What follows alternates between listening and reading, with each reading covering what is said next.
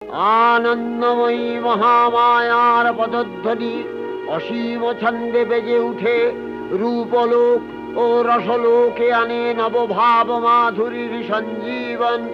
তাই আনন্দিতা শ্যামলী মাতৃকার চিন্ময়ীকে মৃন্ময়ীতে আবাহন।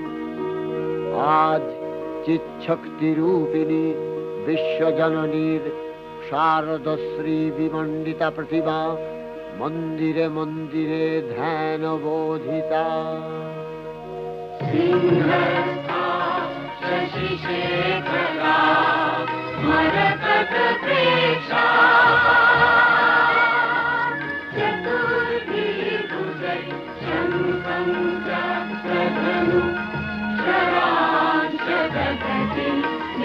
Thank you.